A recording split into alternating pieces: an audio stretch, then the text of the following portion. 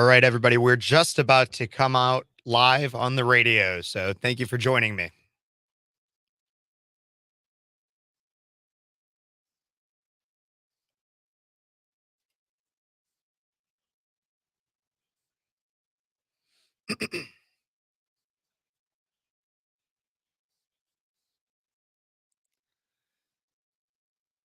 Hey, Bloomington Normal, and welcome back to Speechless on Cities 92.9, the news and talk of Bloomington Normal and beyond. I'm your host, Kev Phares, and let's just start by getting right on into it. Pence releases a bizarre new campaign ad, and how viral song protests our elitist DC swamp, and Best Buy deserves the Bud Light treatment. Why? Well, we're going to cover that, all of that, and more today on Speechless. Thank you so much for tuning in.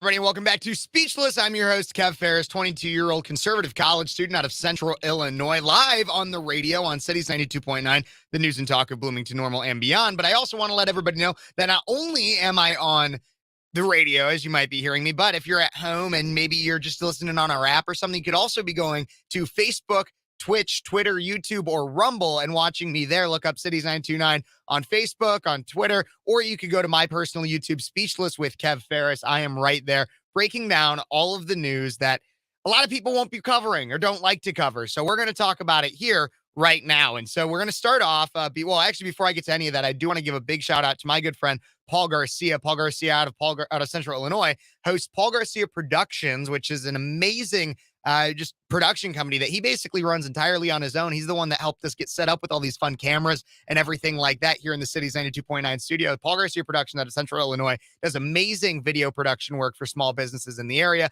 And if you want to help your business get more business, visit Paul Garcia Productions today to help out with that video production element. But let's get into just a fascinating story, everybody. Obviously, we know Mike Pence is not a serious candidate for president in 2024. However, he came out. It's always fun to see the ads that these people come out with and the things they decide to do to just try to appeal to, I don't even know who, but they're trying to appeal to voters in some way. And so there's this ad that came out from Mike Pence, and it was posted to X, the site formerly known as Twitter. And it is just one of the most out-of-touch things I've ever seen. I'll be honest. It's one of the most out-of-touch things I've ever seen on Facebook, YouTube, Twitter, Twitch, Rumble. We're going to watch it, but I'm going to make sure you guys can listen to it on the radio. But if you're listening to it, you might not realize why this is such a bizarre advertisement. But I'm going to pull it up, like I said, on our stuff here. But so we're going to watch it. Here's the ad. You can listen to it again on the radio as well. But just take a look and a listen. Hey, everybody. Mike Pence here. Remember $2 a gallon gas? I do. And then Joe Biden became president of the United States and launched his war on energy. Since that time, gasoline prices are up 60%. Electricity prices are up 25%. Joe Biden's war on energy is causing real hardship for working families, small businesses, and family farms. But we've got a plan to relieve all of that. We just unveiled the Pence energy plan that'll not only put our country back on a path to energy independence, but by 2040, we will reclaim America's role as the leading producer of energy in the world.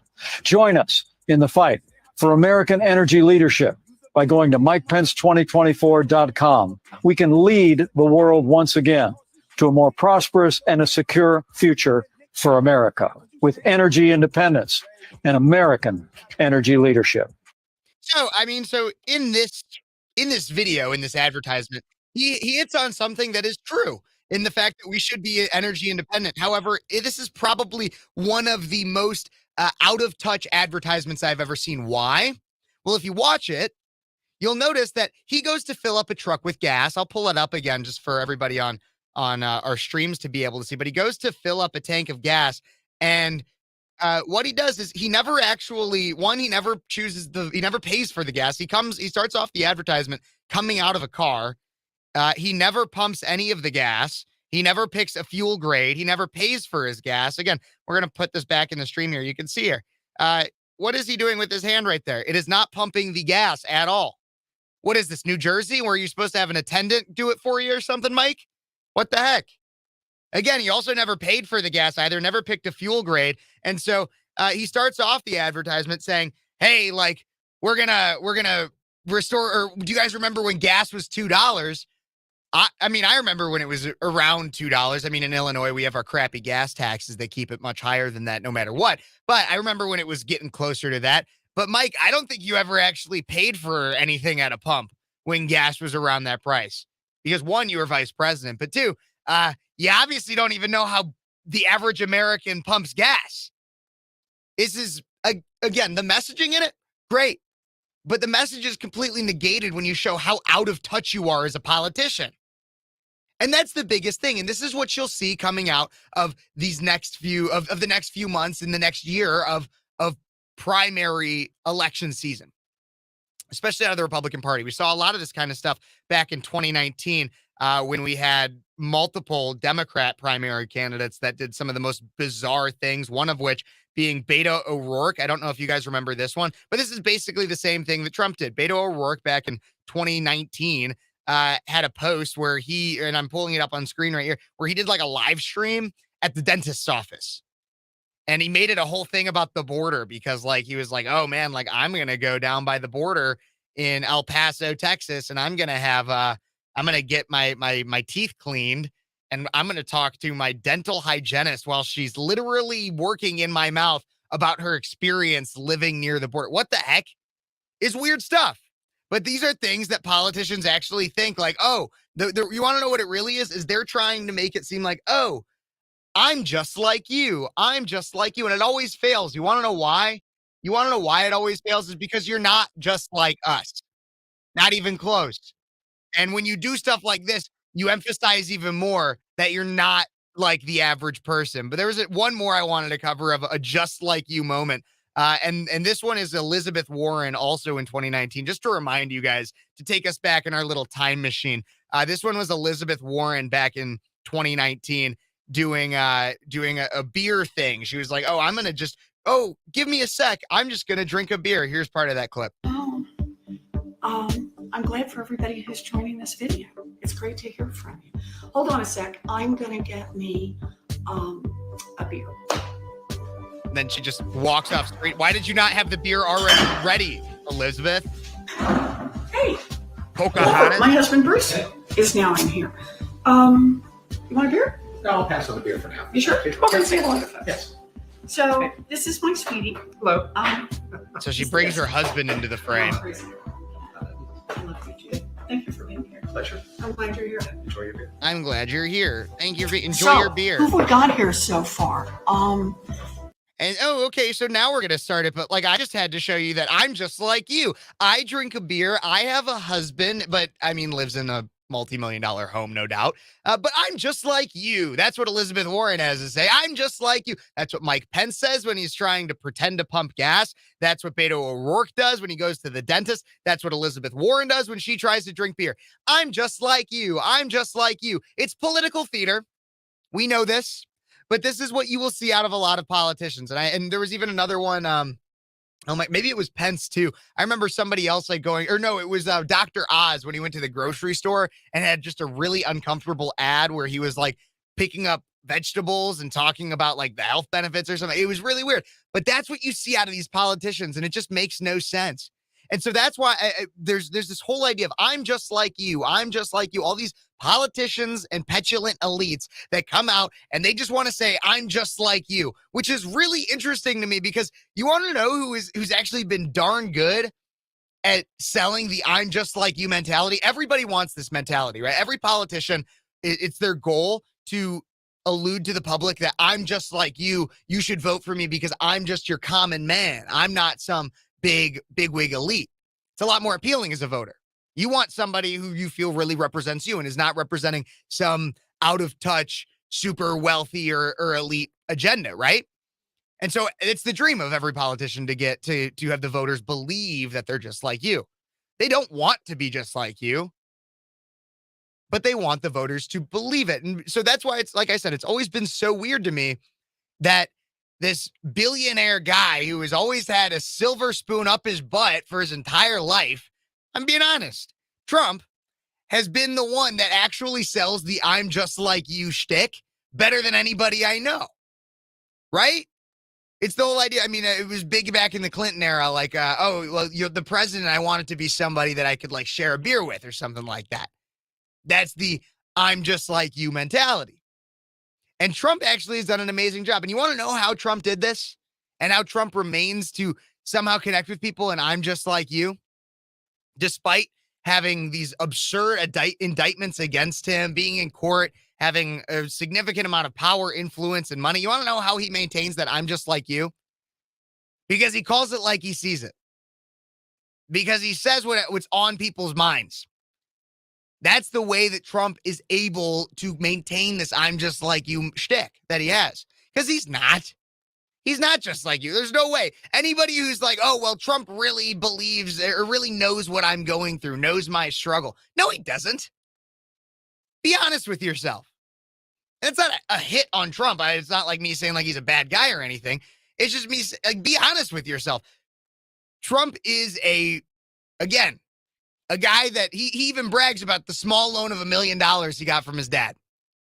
Look, I'm sorry, but you're not just like me. If you got if you consider one, you consider $1 million a small loan, and two, if your parents were just willing to cough up that much money for you to play around in business. And he ended up, I shouldn't say play around. That diminishes the accomplishment a little bit, but still.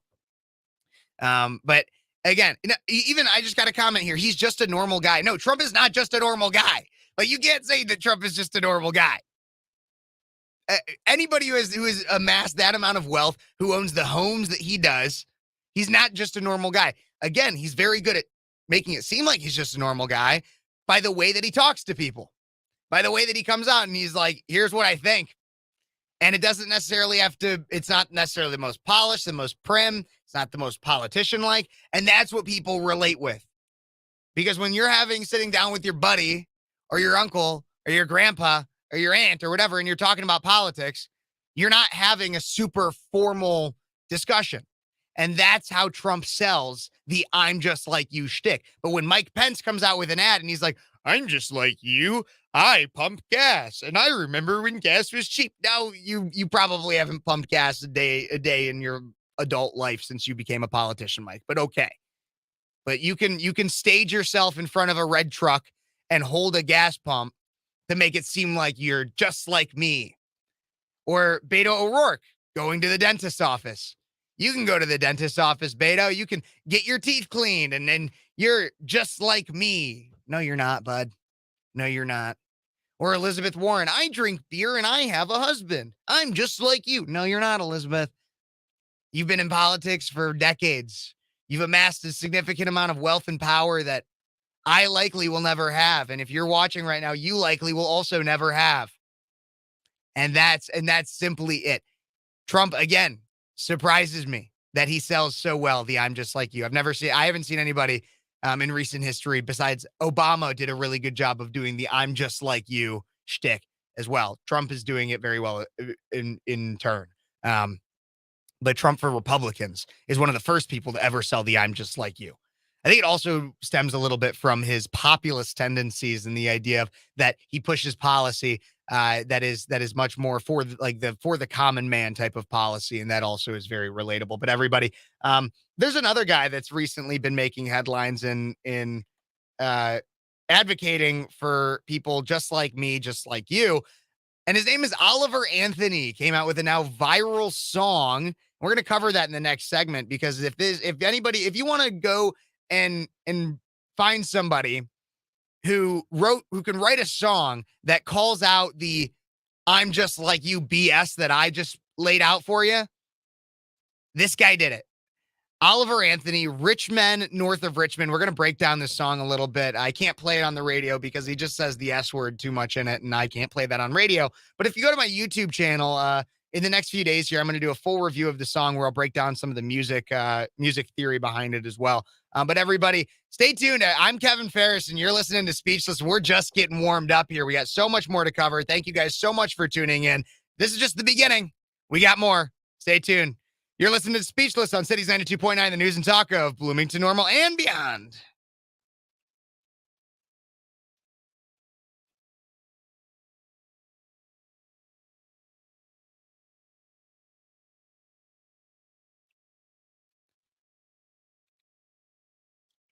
I'm looking at the comments here. Everybody, thank you so much for tuning in. Appreciate it.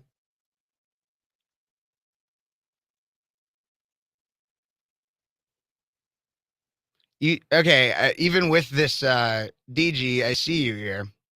I said underneath the money, he's a normal guy. I still disagree. And I quoted the normal guy part. Cool. Underneath the money, he's a normal guy. I still disagree. He's not a normal guy. Trump is not a normal guy. And nobody really in politics is just a normal guy. And to say so is kind of disingenuous because politicians, unless you've only been in office for one, maybe 2 terms, as like a congressman, you're not just a normal guy. Even if you've been in for 1 term, if you've been in for at least 1 term, people get elected to politics as just normal people. It happens sometimes.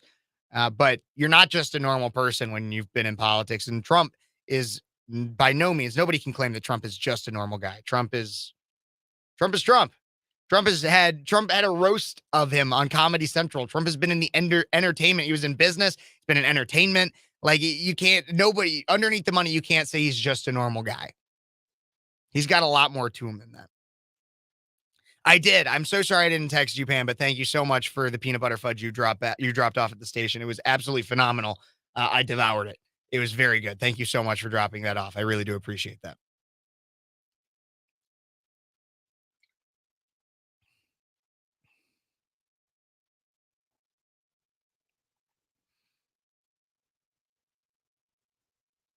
I think it's changed him.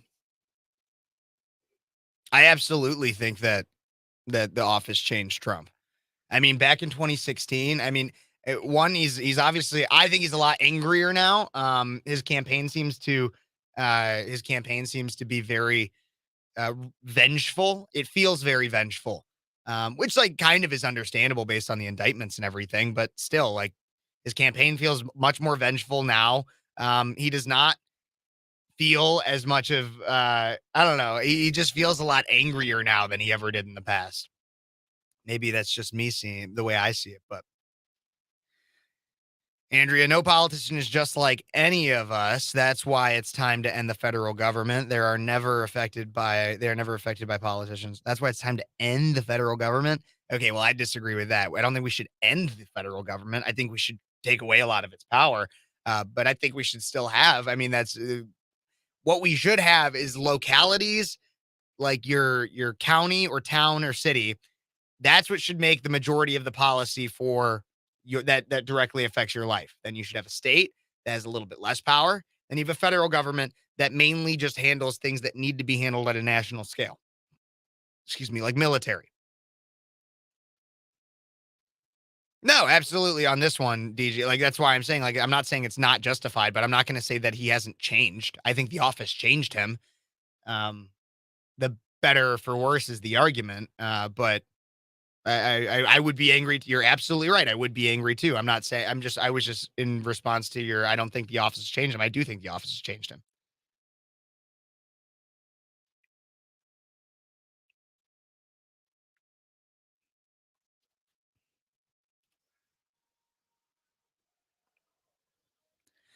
Hey, Bloomington Normal. Welcome back to Speechless on Cities 92.9, the news and talk of Bloomington Normal and beyond, everybody. I am your host of Speechless, Kev Phares, 22-year-old conservative college student out of Illinois State University, here talking with you.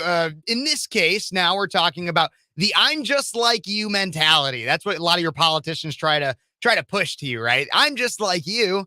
You should vote for me for president. Even though I've been in politics for 40 plus years and have made millions and a lot of it stealing your money and giving it to other countries. But I'm just like you. I'm just like you. I know how to pump gas, Mike Pence says, as he doesn't know how to pump gas.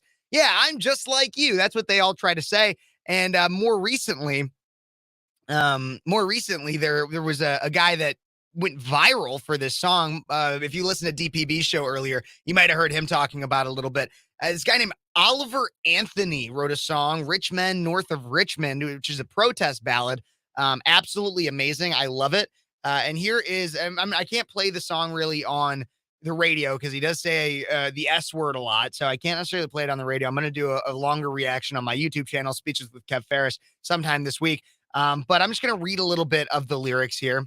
so that you can kind of understand some of the best parts of this song. So part of the chorus, Oliver Anthony in Rich Men North of Richmond says, living in the new world with an old soul, these rich men north of Richmond, meaning Richmond, Virginia, Lord knows they all just want to have total control, want to know what you think, want to know what you do.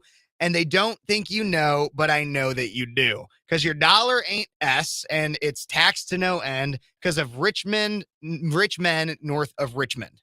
So all your politicians. And he says, I wish politicians would look out for minors, not just the miners on an island somewhere. Lord, we got folks in the street ain't got nothing to eat and the obese milk and welfare. Heck yeah. Well, God, if you're 5'3" and you're 300 pounds, taxes ought not pay for your bags of fudge rounds. Young men are putting themselves 6 feet in the ground because all this dang country does is keep on kicking them down. And this is absolutely right. The thing about this is, so like he makes so many great references in here. First, obviously the title Rich Men North of Richmond. So what's north of Richmond, Virginia, DC? So he's obviously he's referencing politicians and those in our DC bureaucracies. He says, I wish politicians would look out for minors and not just minors on an island somewhere, being an Epstein reference.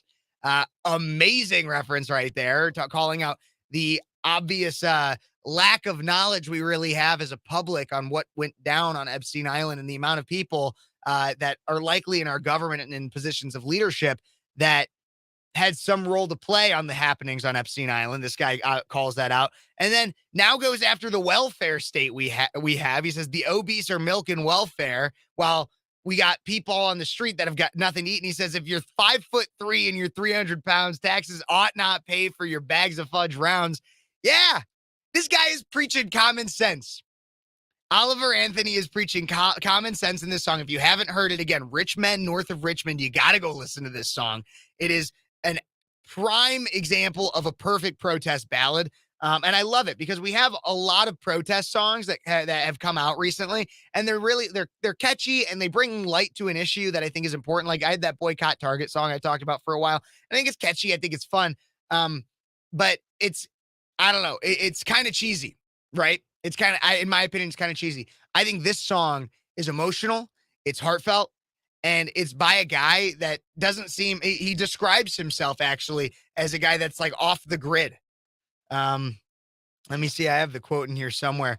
In a straight to camera introduction video, Anthony, who according to his posts, his YouTube cites Hank Williams Jr., is no stranger to political songs as his biggest influence, says he sits pretty dead center in the aisle on politics and always has.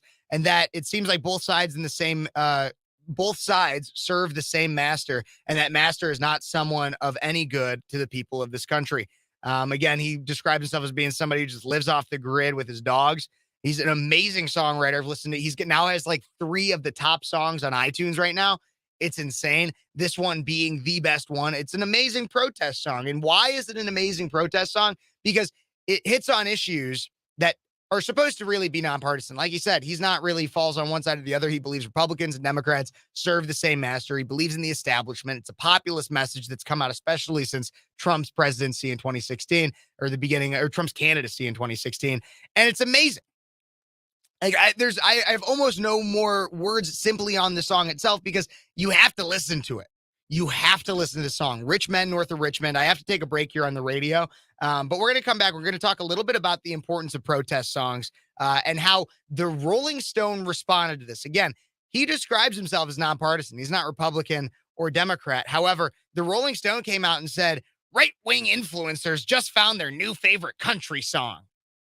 God, how out of touch the Rolling Stone is. We're going to cover that and a lot more in the next hour and a half of Speechless on Cities 92.9, the news and talk of Bloomington Normal. I'll be right back.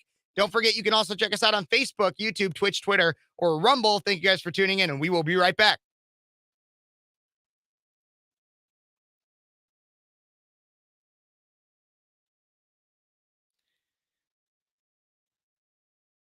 All right, we're going to talk a little bit about some of these things here. First off, I'm saying that Trump is still true to his own nature. Kind of. I don't know. I get really skeptical of him when he comes out with those NFTs and like those digital trading cards. I'm like, okay, that seems like a scam. And that put a bad taste in my mouth when it came to Trump. I don't know. I don't know. I'm skeptical of Trump now, but I'm skeptical of a lot. I disagree, but I'm pretty much an anarchist after the last 3 years. Okay, yeah, I'm not an anarchist. I'll admit. I believe that there's a necessity for some level of government, but a lot less than what we currently have. How was my date? My date was amazing. It was a very nice girl. We had a great time. Went out, watched some live music, had dinner. She's very nice. She's conservative and she sings. So it was a very, very fun date. Pence is a rhino. Yes, kind of. I don't know. I get so split on him because he says a lot of dumb crap. Like he says a lot of dumb stuff about like the war in Ukraine, and he obviously did the really dumb ad that I pointed out. However, he is an evangelical Christian and has been. I would argue he has led more fights for the pro-life side of things than Trump ever did. I don't think I genuinely don't think, and this is just my opinion. I have no evidence to back it up, or significant evidence. Um, I don't think that Trump was ever like harsh on being pro-life. I think he was pro-life simply because the Republican Party said he had to be. But if you look at like his previous behavior, like he has not been consistently pro-life for his life. Um, and that's why I would say I don't think Pence is necessarily a full traitor, but he's a fake Christian. Can you show me that? How is he a fake Christian? Again, I'm not saying I trust the guy, but I think he did more for being pro-life than Trump ever did. But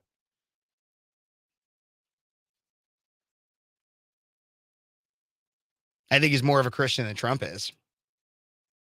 That's like I don't think you can really disagree with that. Trump like really isn't a Christian.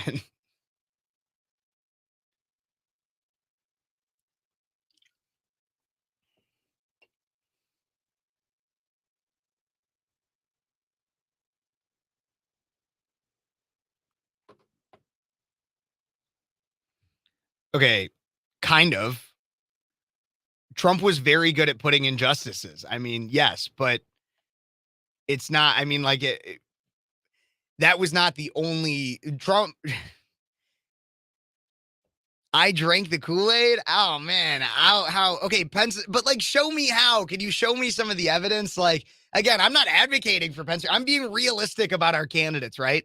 Trump literally has slept around and been incredible. Like, Trump does not have the.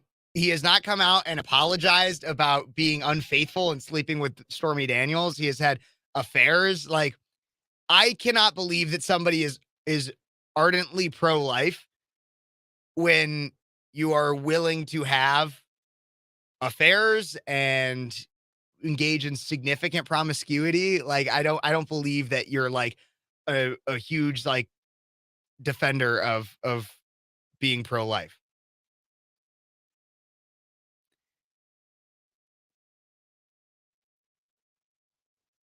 I don't You said that's not my business. I don't know what you mean is not my business.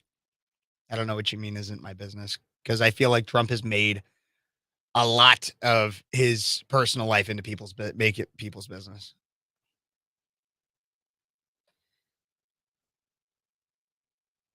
I'm so naive. You're the one that keeps calling Pence a liar and can't tell me how he's a liar. Like, call me naive. Do it.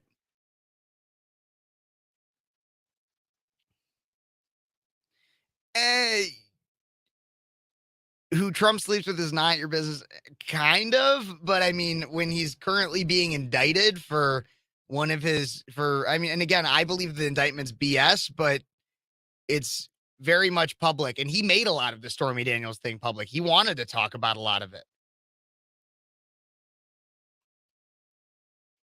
But how is he a traitor? How is Mike Pence a traitor? Because I don't necessarily disagree, but I want you to be able to back up your opinion. And I know I'm losing some people because I'm like not, because I'm realistic about Trump because Trump is not God. Trump. There's a lot of weird people out there that compare Trump to Jesus, and that absolutely pisses me off. And I think it's disgusting. Absolutely. I'm not the biggest Marjorie Taylor Greene fan either.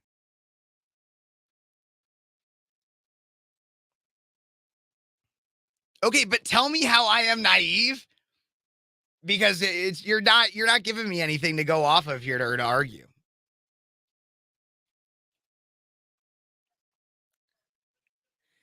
And we are back with Speechless on Cities 92.9, the news and talk of Bloomington Normal. I'm your host, Kev Phares.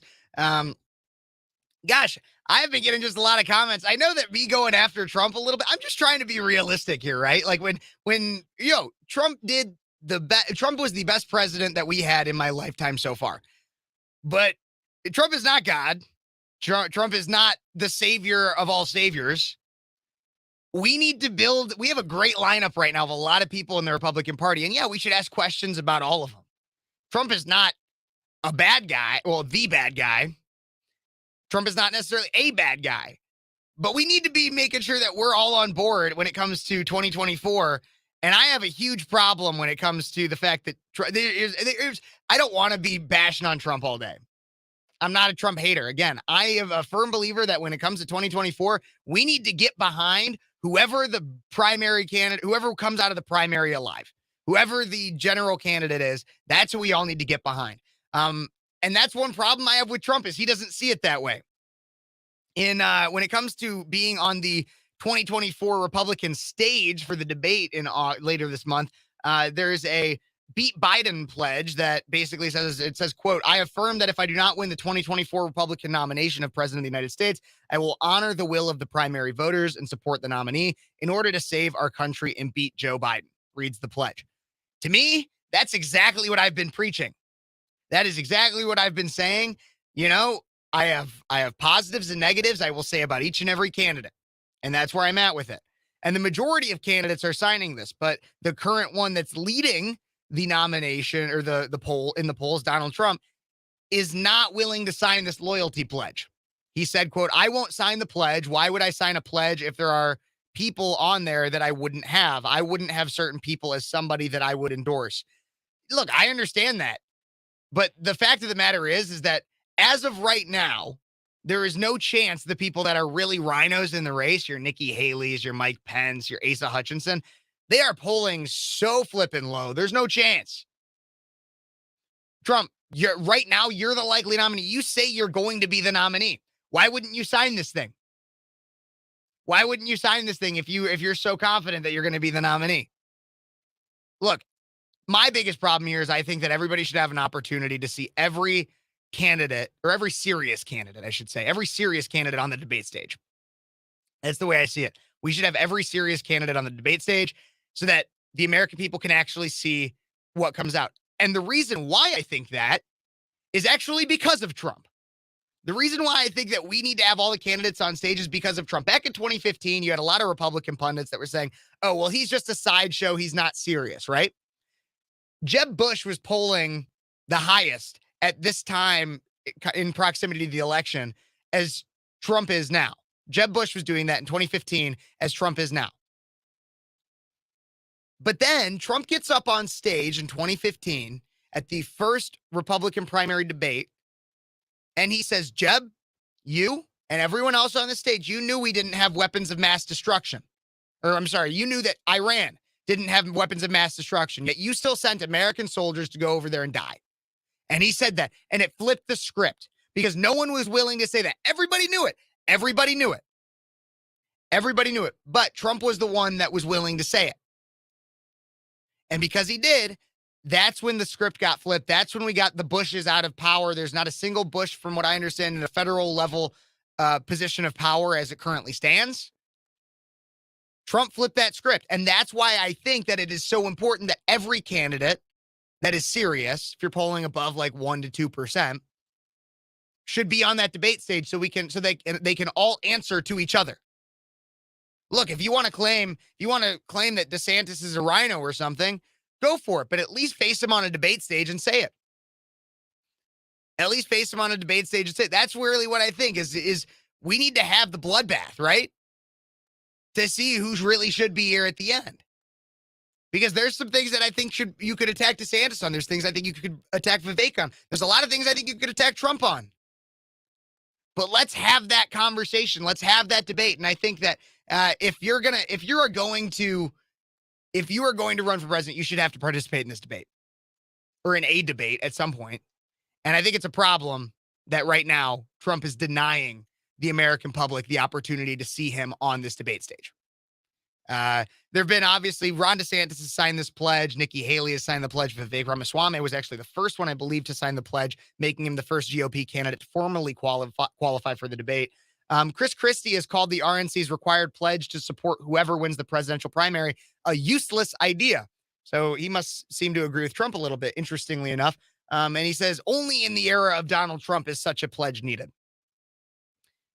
Absolutely. I mean, he's kind of right. I don't think it's a useless idea, but I do think that Trump is kind of the reason for it, especially as there's a lot of rumors that if Trump were to somehow, obviously the polling shows Trump winning the nomination right now, but if Trump were to not win the nomination, there are rumors swirling that he would start or that he would run as a third party candidate, and it would make it basically so the Democrat would win. But I just think Chris Christie's just funny to listen to because he obviously is only in the race to just hate on Donald Trump. Mike Pence said that he's going to sign it. Mike Pence barely has made it so that he can be on the debate stage.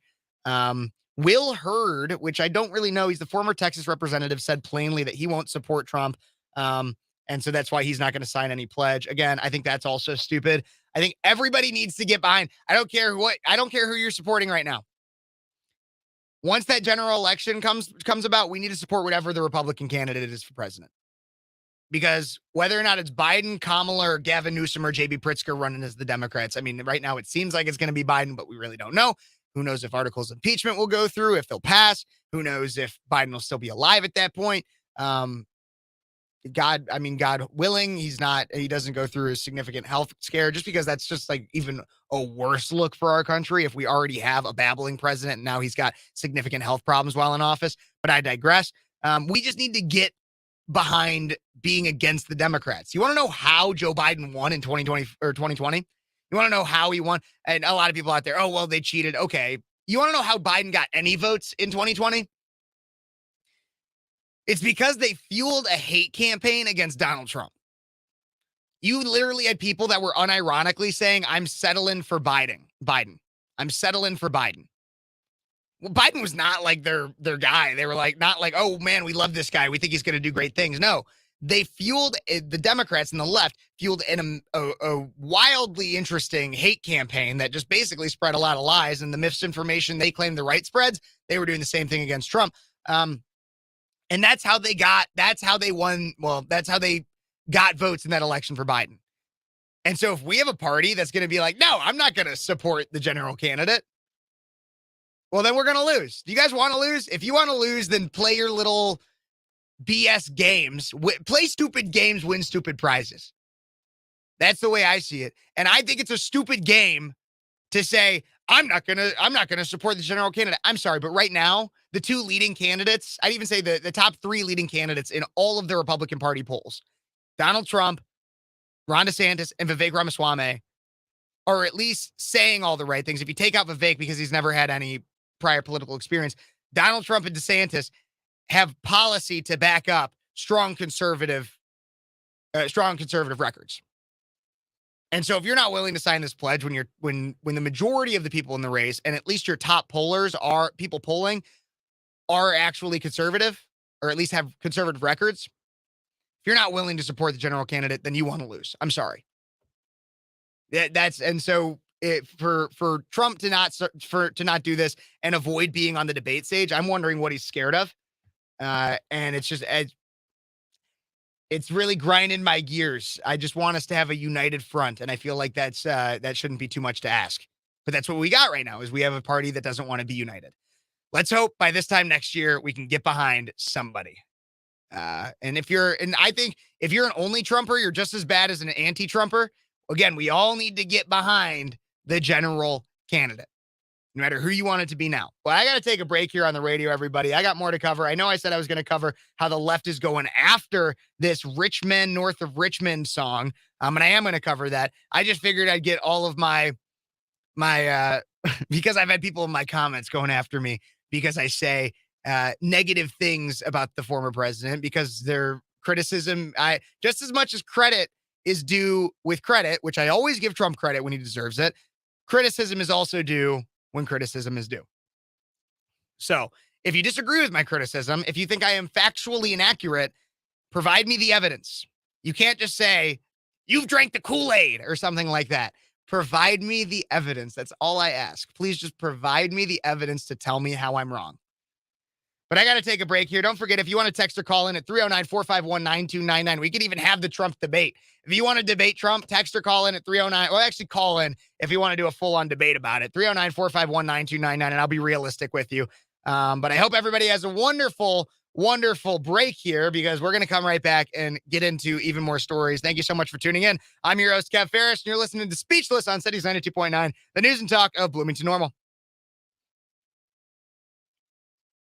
Okay, let's see what's going on in these comments here.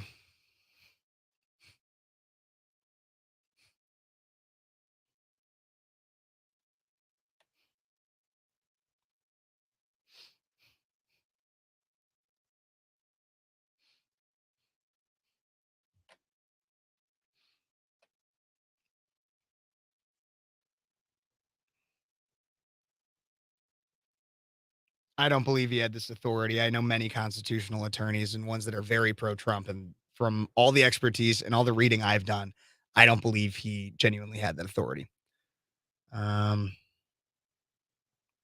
See, attacking my age, God, you need to grow up and get some experience. I have a lot of experience. I've been working in politics. I've knocked doors. I've met a lot of, I've worked with a lot of politicians. I've interviewed a significant amount of people yeah, you're right. I need more experience. I'm always looking to get more experiences. I don't think anybody knows everything.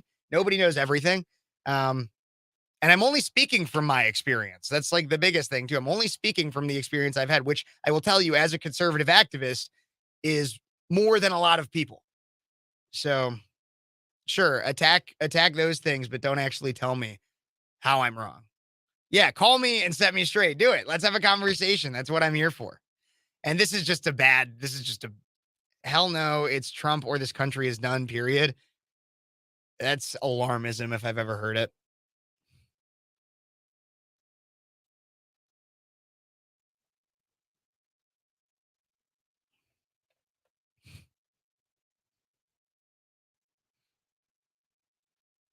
Thank you, License. I appreciate it. It's good to see you. Everybody, leave me some chats. What's the phone number? All right. But if you're coming on, DG, if you're coming on, you cannot curse in any way, shape, or form. You cannot curse. Okay? I'll put the phone number up on the screen. That's it, but you cannot curse. If you curse, you're done and you can never be back on the show.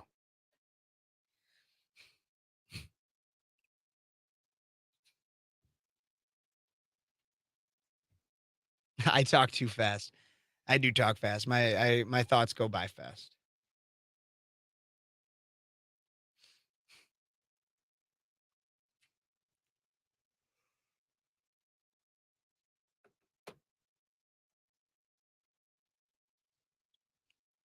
I'm speaking from naivete, but you don't tell me how. Okay.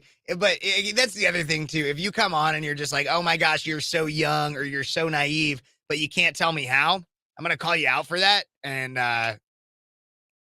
it's going to get heated. Thank you. I guess I am a little bit. I always just think I'm red because I'm Irish for this one, but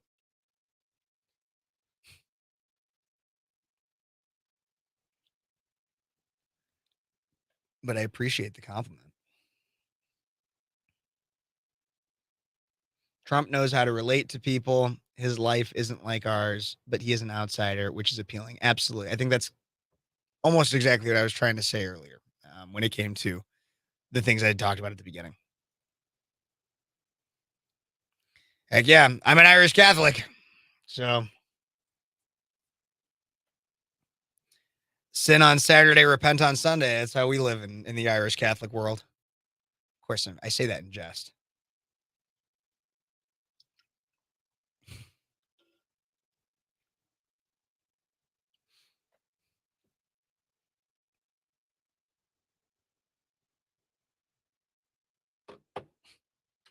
Good. You thought that was funny. I know some people that like would get offended by me saying that. Because they're like, that's not how Catholics are supposed to be. And I'm just like, okay, well, like I'm an Irish Catholic. I told a guy one time, true story, told a guy one time that Irish Catholics, and I meant this as sarcasm, but he just didn't read it well. I got to take this call. Give me a sec. Hello, this is Kev. Oh, I hear my voice in the background.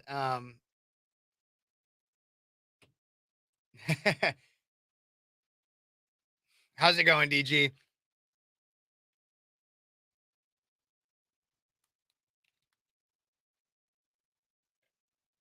Sounds good.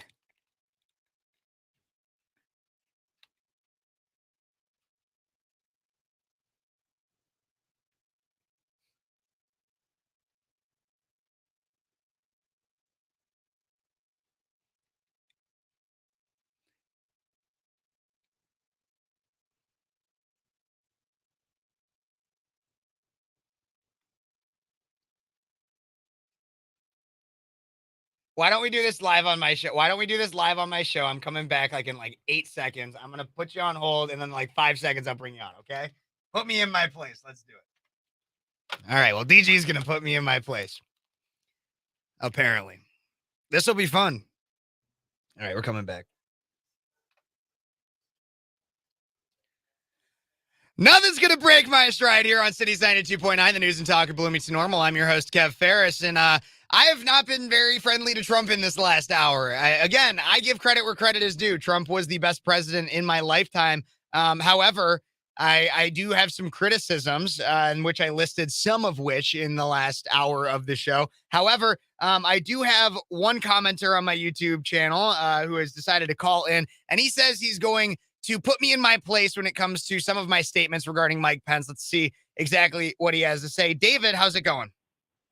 I am great, but you're triggering me. So I got my bottle of water here, and I'm trying to calm myself down. Totally understand. The bottom line is, you're falling into the same category that people always fall in with Trump, especially people who call themselves Christians and conservatives. We'll get to that later. But let's get to Mike Pence now. The bottom line with Mike Pence is, I listen to so many people that are so-called constitutional experts.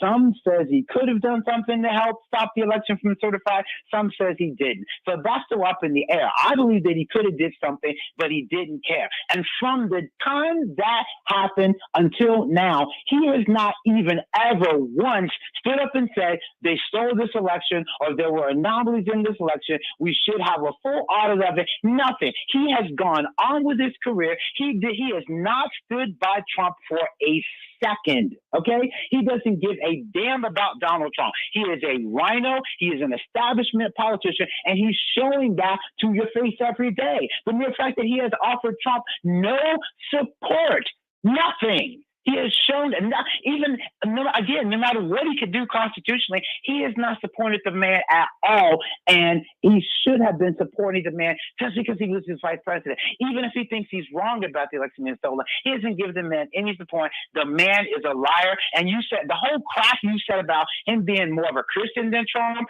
First of all, I don't give a rat's butt about who Trump slept with, okay? I have a sexually immoral past, and I'm a Christian, and I'm like twice as old as you. When I was your age, around the time was when I was your age, the time that I came back to Christ. From the ages of 15 to 20, I was sleeping with anything I could find because that's what I thought that I could do. I don't give a rat's butt about that. God has forgiven Trump for his wrongdoing. All right. So you've covered a lot of things here, and the first thing I want to say is I'm not speaking favorably of Mike Pence either. I am by no means a Mike Pence supporter or anything either. I want to be clear. When you say that he did more for abortion, give me a freaking break. We have Roe v. versus Wade. No, what I said was he was a larger advocate. He has been consistently a larger advocate throughout his career. That's running your damn mouth. Okay. So was the former let's calm down. Let's Republican keep it speaker. respectful. Let's calm down. Okay. So was the former Speaker of the House. What's his name with the little widow's peak? I forget his name now, with the dark hair. Paul Ryan. You're thinking of Paul Ryan. I was a little kid when Roe versus Wade was passed, okay? I got into this whole issue because my mom hated abortion so much. And then I started doing my own research. When I'm a journalist myself, when I went through journalism school, that's all I did stories on was abortion and all that. I never thought that I would live to see Roe versus Wade overturned, but yet I have. And that is not due to advocacy, people just running your damn mouth, speaking a good speak and doing nothing about it. Trump did what he said. He said, I will put pro-life justices on that Supreme Court, and that's what he did, and that's why Roe v. versus Wade is done in this country now. Okay, so don't you dare get up there and stand up and say that he did more because he ran his mouth. Trump, when I went to one of the marches for life where Trump showed up on video there, I've never seen a single stupid Republican president ever show up at the March for Life, the one they have in D.C. every year. They all give the lip service. They did nothing. Trump put his money where his mouth is, and he got it done. But do you genuinely believe that Trump himself is ardently pro-life? That's what I'm trying to say. By now, I believe he is now, because people do evolve on that issue. Trump was the darling of the left when he came out. Trump was he was like Bruce Wayne, if you follow the Batman comic. He was the millionaire businessman. He was loved by everybody on the liberal side of the fence. So of course he probably was more pro. He was more pro-choice. And until you really get in and discover what abortion truly is, most people are pro-choice. Because the argument for pro-choice is so good. They talk about, because they're trying to get, Planned Parenthood is trying to get, to amend our Constitution here in Ohio to get abortion on demand in our Constitution. Yep. And they paint it out as still as it's, your reproductive rights, your freedom to do what you want with your body. I'll 100% agree with you on that. I want to ask you though, do you think that, because this is where I would come from them, because to me, because Trump is never addressed, he's never really talked publicly about how he used to, about where his mindset was at when maybe, unless I missed it, but when he used to support the Clintons financially. Yeah. And so if he used to be pro-choice, he's never addressed why he's made that switch. Or if he made that switch. But you know what? Because of what he did, I don't really care. Because he did what he said he was doing. He said, I will put pro-life justices on that court. He did it, and that's why Roe v. versus Wade is done. By now, it's a moot point as far as how he came to be pro-life. I don't really care. I think it matters to me a little bit, because to me he did what he said he would do. And the bottom line is it's done. With the stroke of that pen, there are millions of babies' lives being saved. Right now, states can completely outlaw abortion if they want to. That's a huge thing, better than me sitting there wondering, well, how did he get to be from pro-life? Because usually people, they start off in your age group a lot more liberal, then they get older in their 30s, they have children, they may find Christ later if they weren't raised religious, and then they take that journey to being a lot more conservative. And you believe the lies about what a woman's body should do with a body. I mean, I don't want to live in a Handmaid's Tale versus where myself, where we grab a woman and lock her up and say, you're going to have that baby because you need to have an abortion, and you have the baby, either give it to her or take it away. I don't want that either, but I've always been pro-life because I knew what abortion was. I started doing my research long before computers and saw pictures of people. I've had doctors, friends of mine that became doctors, actually sat in on abortion. I've known people that have had abortion. The average person, if you talk to them, let's say some young girl around your age, you ask her to write a one-page paper on really even what an abortion procedure is or on fetal development, they don't know anything. But you tell them it's your right to choose because it's your body, and that's a parasite. Some people think that's a parasite even in their body. Then they go, yes, that's my freedom. You don't have the right to tell me to have a baby. I should be able to sleep with somebody if I want to, like the song by Demi Lovato. My friend David, I hate to have to cut you off. Because I love your passion. And while there are some places where we disagree, there are some places we agree as well. And I really appreciate you calling in. I can keep you on for the live stream briefly, but I do need to take a break here on the radio. Everybody, thank you so much for tuning in. We will be right back with more Speechless on Cities 92.9, the news and talk of Blooming to Normal. Stay with me through the next hour. We got a lot more to cover. For Speechless on Cities 92.9, the news and talk of Blooming to Normal. Stay with me through the next hour. We got a lot more to cover. Okie dokie, there we are. Are you still there? Are you, Yeah. you are still I'm there? still, Okay. Awesome. I'll let yeah. you finish up. I'll let you finish up. Let's I appreciate the call and I appreciate you for the most part keeping it pretty clean, at least clean enough for radio. So and I really do appreciate Yeah. your passion as well. I don't like people to cuss on YouTube. I've done YouTube streaming. I'm in the middle of working on a podcast right now. I was pretty big, even though I'm way out the age group. I was getting so big on TikTok. They started to shadow ban me and take my videos down. Okay, Mhm. I went wild on TikTok during the 2020 riots because the stuff came to my neighborhood and they destroyed some stores, some of my favorite stores. So I started doing TikToks about it. And what people don't realize about that is that I was 4 years old when the Martin Luther King riots happened after he was killed. Okay, my mother was caught in a store when the Black Panthers basically commandeered the store, beat up all the white people, stole the food and gave it to black people. And if you didn't have "Soul Brother" written on your window, they would destroy your business. So just like here in the short enough in Columbus, everybody had to put "Black Lives Matter" on their signs. And I talked to business owners and said, no, we don't support this, but we're afraid they're going to destroy our business. Mhm. So, and I am a black person, if you can't tell from me by my voice. Sometimes people can't. You know, talk about misgender, they think I'm a white woman most of the time. But anyway, no, I'm a black person that don't support Black Lives Matter. I was raised a Christian. I am a Christian today, but conservatives get on my nerves because it's just political rhetoric going one way or the other. You never see the whole issue. And I was trained to be an objective journalist. There's no such thing as that today. That's why I don't work in the field. But I was crazy looking at both sides of an issue and seeing where it is from the middle, despite your point of view. And the thing that I want to say to you is, you're doing what all, especially young so-called Christians, do. You're looking at, look at Trump's past and all this stuff, and Pence looks all squeaky clean. But you know what? I want to say I never also said that I think Pence is squeaky clean. He's just you said he was a better Christian. You said he was more than a Christian to Trump, and that's because you're looking at the outside. Argue. Well, he's also just one of the most boring.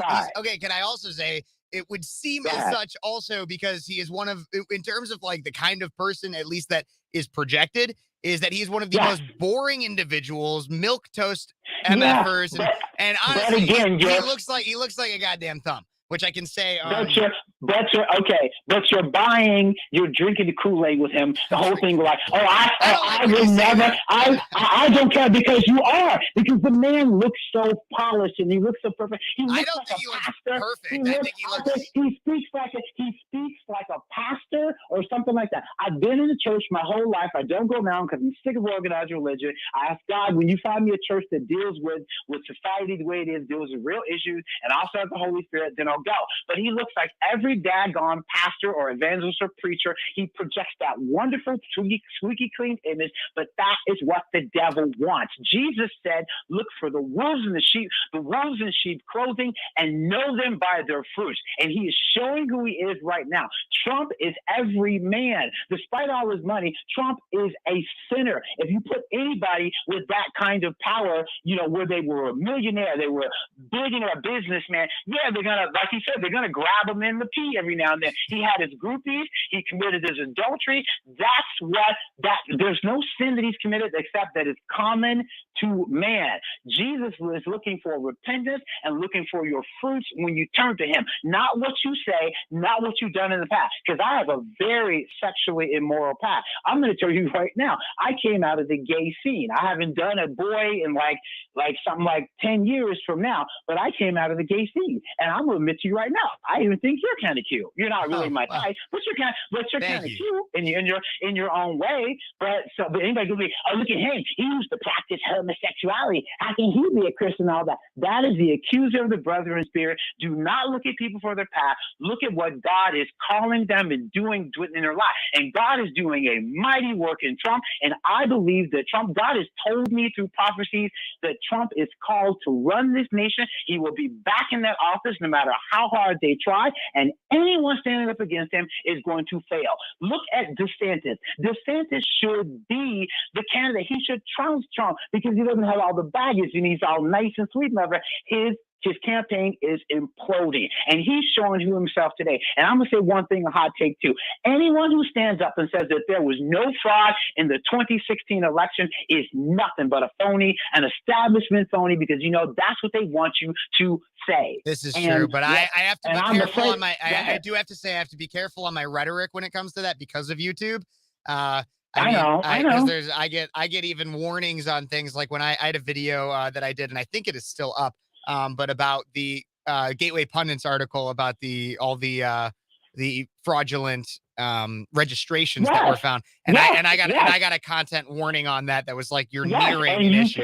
Yes, but that was like I told you. Yep. I said stay on YouTube, and you're going to understand why Trump is so bitter and angry, because YouTube destroys conservatives. That's why I said forget it. I had a YouTube channel. I said forget it. About a year or so ago, they took down like 20 of my favorite conservatives, and I guarantee you, if I put out some of their names, you know who they are. Took them down like that. Some of them never got their channels back. Others got them back now, and they have like hundreds and thousands of followers. Still get ratio, get shadow banned, demonetized. Google despises conservative. So you stay on the YouTube space, you will understand what it means to be attacked by the establishment like Trump is. And okay, you will David, I really appreciate the call. I gotta let you go. I got other stories to get into, and I gotta get back on the radio. But thank you. Awesome. Well, thank you, David. Keep on staying in the chat. Hey, Bloomington Normal. I'm your host, Kev Phares, and you're listening to Speechless, the second hour, live in studio on Cities 92.9, the news and talk of Bloomington Normal and beyond. Why do I say beyond, and why might it have taken me a little bit longer to get in after the intro there? Well, that's because I had a great call with somebody who does disagree with me, David. We have a few different ideas on what's going on in 2024 and the idea of who is the best for the future of the Republican Party, the conservative movement in America. But that's what I like. I like having those conversations. And David is very passionate and also very intelligent. So if you want to call in and have a kind of conversation like that with me about anything that I've been talking about, feel free to text or call in at 309-451-9299. You could also go onto YouTube, Twitch, Twitter, Facebook, and then check out our comment section and see the different conversations. Not only am I having with people there, but also you guys some people are even just conversing with each other and really getting to understand, differing perspectives. I do want to get into a little bit of a different story here. I covered a little bit of this on my YouTube channel earlier this last week. However, there's been more and more that's come out about it. And so I think it's important that we take a look here. So Best Buy. You guys know that store, Best Buy? We got one over, I think, off like Veterans in Normal, Illinois. Best Buy is in a lot of controversy right now, and we honestly need to Bud Light Best Buy at this point. If you don't know why, listen here. Okay, religious discrimination is the first thing that Best Buy is being accused of and provably accused of. O'Keefe Media Group, James O'Keefe's his new kind of Project Veritas-esque investigative journalism, obtained different documents as well as started trying to do interviews with people. One of which O'Keefe Media Group obtained. This is Geek Squad member. Geek Squad is the service of Best Buy to give people, to help people with tech crap. Geek Squad member Anis Sujak, who is an immigrant from Serbia, spoke with James O'Keefe on a Zoom call as he told the story of the interactions he had with his manager, Michael Hirsch.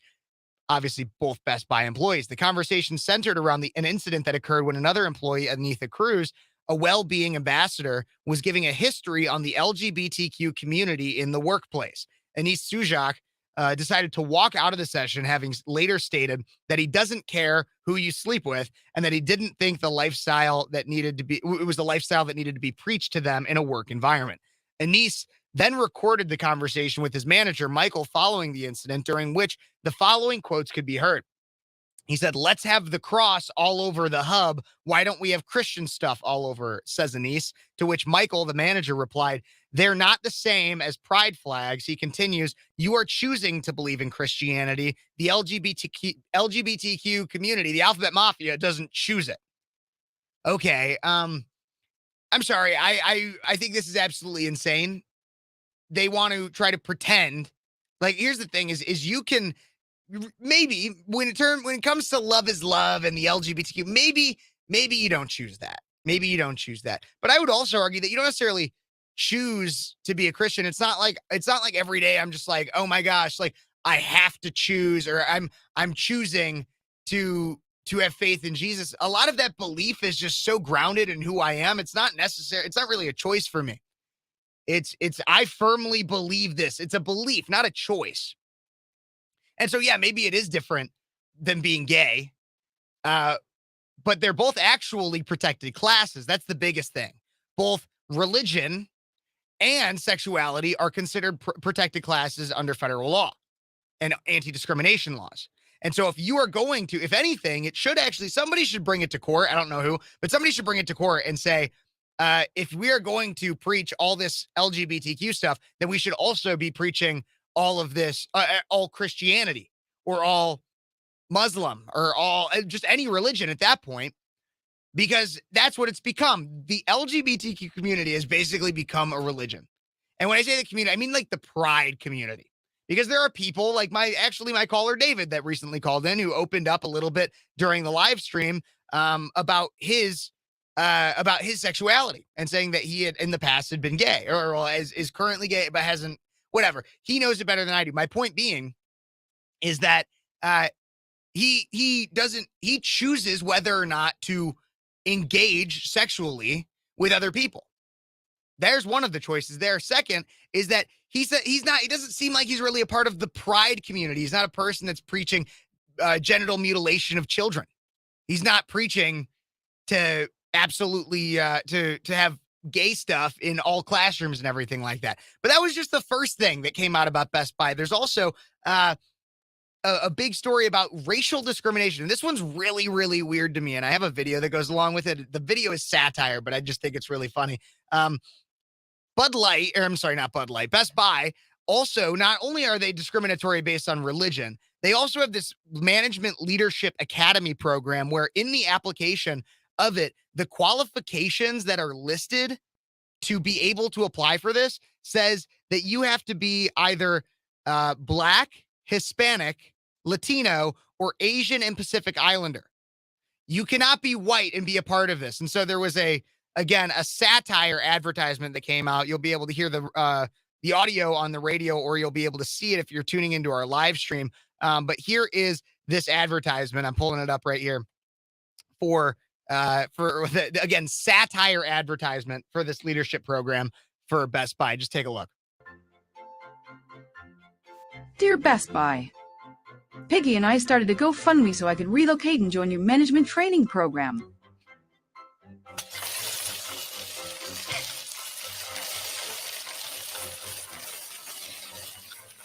How's that sound? Sounds good. But remember, our management training program is only open to non-whites. Here at Best Buy, we believe in diversity. And as you know, diversity means the less white people, the better. Again, that's obviously satire from Best Buy, but it's basically what they're doing. Is they're saying, if you're not white, we don't want you at this leadership program. You can't be a leader. You can't be a leader. They're literally, they don't care about merit. And so this is the ironic thing, right? So just last month we had this, we had the affirmative action ruling from the Supreme Court, right? We had the affirmative action ruling that said colleges cannot discriminate based on the basis of race. You can't have racial quotas, anything like that. You basically have to have a much more merit-based system for college admissions. Well, we need that now for a corporate world, because they're literally doing a leadership academy program that doesn't really care if you're going to be the best leader, if you show the most promise. What they care about is putting people of color into leadership positions. It's not about if you're going to be a good leader. We don't really care that much about that. We just want you to be Black, Latino, Hispanic, or Asian and Pacific Islanders, so that we can make it look good from a corporate level that we have all these people of color in leadership roles. Where's the white privilege in that? That's where I'm wondering. Where's the white privilege in that? I thought I was supposed to get special privileges because I was a white kid, right? And I'm a dude. Well, I should have all the privileges, right? Well, if I worked at Best Buy, I wouldn't even be allowed to attend this leadership program. So we need to boycott. We absolutely need to boycott Best Buy right now. Another one that we got to boycott, everybody, another woke business, is Skittles. I don't know if you heard about this one. Taste the wokeness, everybody. Skittles is facing backlash after images of its Pride packaging featuring pro-trans statements went viral on social media on Friday. The candy packaging that Skittles advertises on its website features slogans such as "Joy is resistance" and "Black trans lives matter." Skittles, which is owned by Mars, many of you guys might know Mars, it owns like M&Ms and everything like that too, partnered with GLAAD, a media monitoring organization that espouses radical gender theory, to reveal the packaging for Pride Month earlier this year. Okay, so let's first talk about how a lot of this backlash, I think it's really fun. This is one positive thing I've seen. I'll do a thing I love and a thing I hate. The thing I love is that all these brands that, like, when they're being exposed for going woke, Target, Skittles, Best Buy, all of these brands, whenever people are like, oh my gosh, they're going woke, they say we need to Bud Light them. And I love how it's become a moniker of a successful boycott to say that we're going to Bud Light them. I just love that. But now let's get to the thing that I hate. Obviously, I just hate that these brands are going woke, period.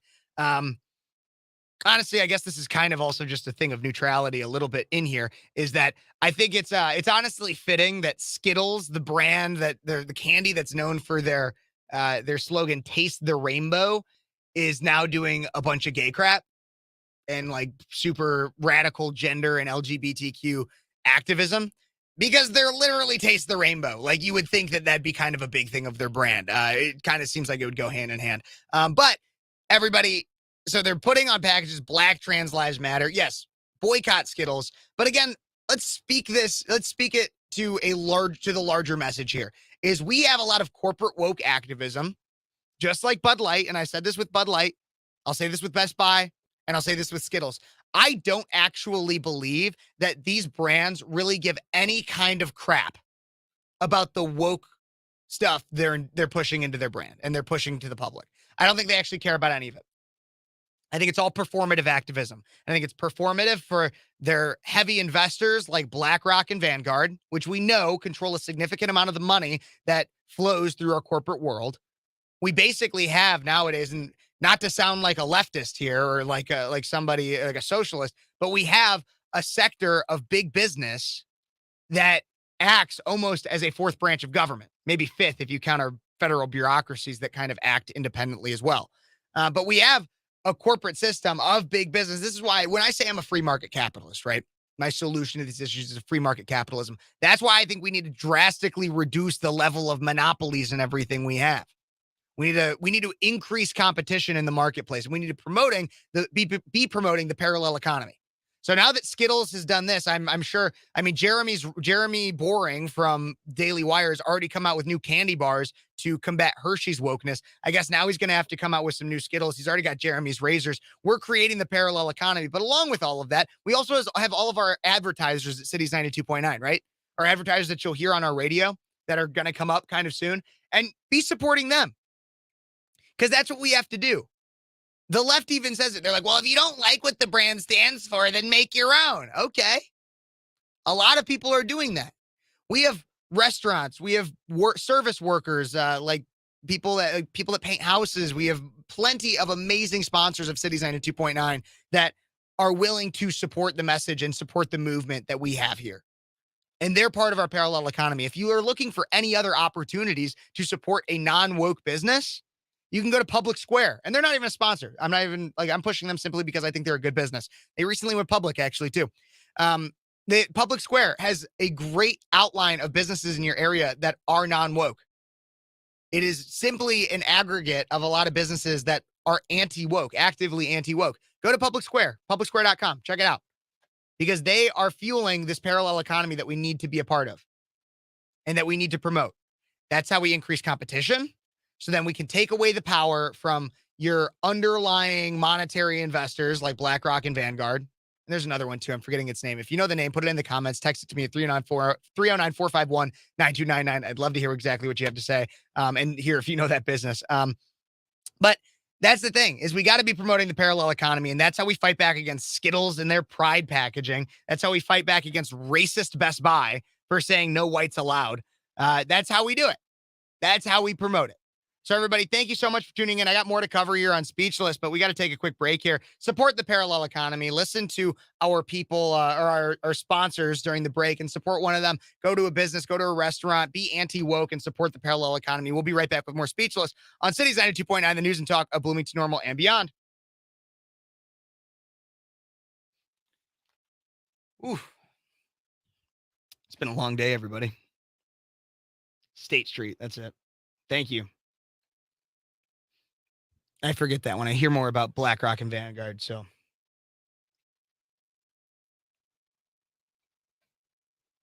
There's a trans M&M. How does that even work? I think I might have covered something about that. I don't know if it was trans. I think they were trying to make it like a gender neutral M&M, like where they were trying to make it like androgynous, which is the whole idea of that entire thing is stupid to me. Like, because when it comes to the entire idea of gender, a lot of it has to do obviously with sexual organs and chromosomes, and these are flippin' animated M&Ms. I don't really care. It's really weird if you're considering the sexual makeup of an M&M. And if you are considering that, seek help.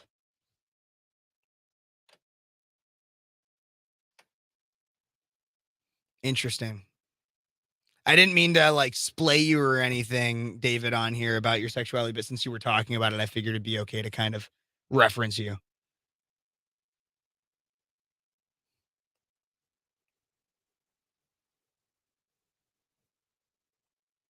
Thank you, License. I appreciate it.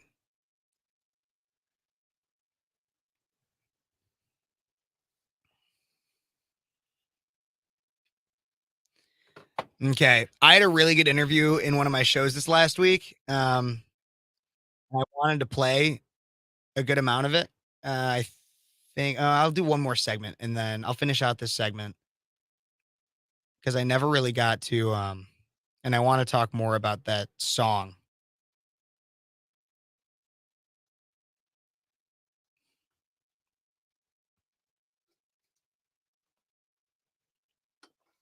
But I think the last half hour of the show, I'm going to play a good amount of that, an interview that I did earlier this week because I really liked it. Is there really a trans Autobot? Once again, like so much of this has to do with sex. Like, please explain to me why there's a necessity to have a transformer or an M&M that you're promoting some level of gender or sex for that character. There's no need for it. And it's kind of perverse that anybody considers that.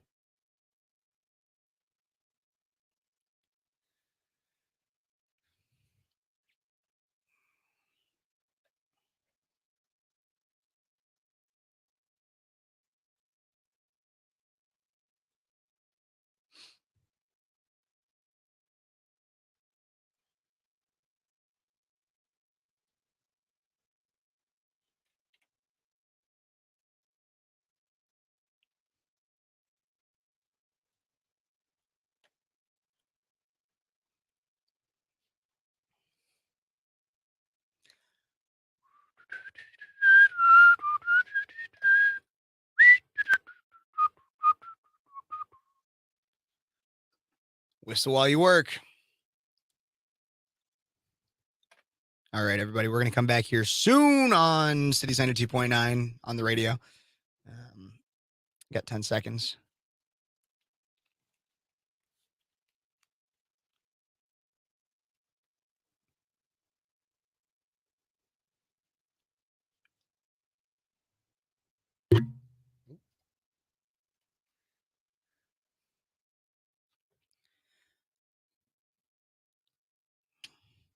Yeah, I'm going to thrive, everybody, here on Cities 92.9. I'm your host, Kev Phares, 22-year-old conservative college student out of Central Illinois. I'm an attendee of Illinois State University. I graduate in December, and I just have a lot of fun talking to you guys about everything under the sun. One thing I want to talk to you about is that song. Obviously, if you're on YouTube, Facebook, or Twitch, Twitter, anything like that, you can't hear the song that just plays for me when I come in, but it's actually by some buddies of mine wrote it and perform it. The band is called Miller Holler, and the song is Thrive. They're an anti-woke band. I actually interviewed on my YouTube channel at one point the lead singer, Pat, where he talks a little bit about his political leanings and his beliefs. And so I love that song, Thrive by Miller Holler. You should go check it out. But I'm also going to talk, and I talked in the first hour a little bit about this song, but I got into some debates and arguments and stuff with with a friend and caller, David. And so I'm going to now finish out this little story about this country song, Rich Men North of Richmond by Oliver Anthony. If you have not heard it, you should go listen to it. I would play it on air, but I do not have a clean version of the song. And he does say some S words in it. It's very, very country and folk, but hits on amazing messages. I read some of the lyrics earlier, and I just want to point out a few again. But I honestly, I'll read some of the lyrics through this article because there's this article. So this entire song, it's a protest anthem, and protest anthems are a big part of American history. I mean, Yankee Doodle, you guys know that song, Yankee Doodle went to town riding on a pony, stuck a feather in his cap and called it macaroni. It's actually a protest song. So it started off as being Yankee Doodle, and this is a tangent a little bit, but Yankee Doodle started off as being a song that British colonial army, like soldiers, would sing, and it was making fun of your American revolutionaries. They would sing it. Yankee would be like obviously the kind of common term for them. Doodle meant like fool. And then they had some club called like the Macaroni Club or something like that. And that's what the stick a feather in your cap. I don't know every little detail about it, but the point being is it actually started off as that. And then your American revolutionaries took the song and were like, this is actually kind of funny. We're going to sing it ironically in battle. And it became a war cry. Like, think about that. Like, the British soldiers started singing the song as like, haha, we're making fun of you. And then they went to war, and the Yankees that were being called fools and everything, they were singing it as they were going to kill the British soldiers that were like, how intimidating is that? So that's a big protest anthem. Obviously, there were tons of protest anthems that came out around the time of the Underground Railroad, like this, Swing Low, Sweet Chariot, and there's tons of others. The Civil Rights era mixed with Vietnam brought us songs like Elvis's If I Can Dream, and basically every Creedence Clearwater Revival band and John Fogerty, all of their songs were protest anthems. Then you have Bruce Springsteen as Born in the USA, big protest anthem. Then recently we've had a lot of like conservative rappers, which is kind of an interesting genre. They've come out with songs like Boycott Target and many others. But I love this one though, Rich Men North of Richmond, especially because for some reason it doesn't even hit on like harshly political topics. He's not coming out and being like, he's not talking really about gender theory. He's not talking about the LGBTQ community. He's not talking about abortion or like any of those like highly controversial topics. You want to know what he talks about? High taxes and people abusing welfare. That's mainly, and then elites and politicians that are abusing our system. But the Rolling Stone, the out of touch Rolling Stone, comes out and says, right-wing influencers just found their favorite new country song. In Rich Men North of Richmond, a singing farmer in Virginia blasts high taxes and obese people on welfare, and even appears to allude to Jeffrey Epstein, which he does in the song. He says, I wish politicians would look out for minors and not just minors on an island somewhere, which is hilarious. Great line. Amazing line. But they write this whole long article, the Rolling Stone, that just says how that Oliver Anthony is just, and he's a they try to like attack him for being a farmer living off the grid with his 3 dogs in Farmville, Virginia. In a video Anthony posted to YouTube earlier this month, he says he started writing songs in 2021 after he, quote, wasted a lot of nights getting high and getting drunk. Sounds like your average hillbilly. Like, sounds like a hillbilly. And you know, he wrote this amazing song, and they're trying to say it. This Rolling Stone article is trying to frame this guy as if he's just some stupid redneck. But the thing is that that's part of that, not stupid redneck, but the idea of being a real person, a blue collar guy, is very appealing to people right now because we have an overarching populist movement that kind of expands across the political divide. Because the difference between myself, a populist conservative, and a socialist, a lot of the difference is just our solutions to the problems, but we see a lot of the same problems. We see the 2-party system is being absolutely corrupt. We see an overarching establishment of Mitch McConnell and Nancy Pelosi where they don't really care about the actual issues. They just want to advance each other and put on political theater. And that's what they've been doing, putting on political theater to advance their own wallets, their own funds.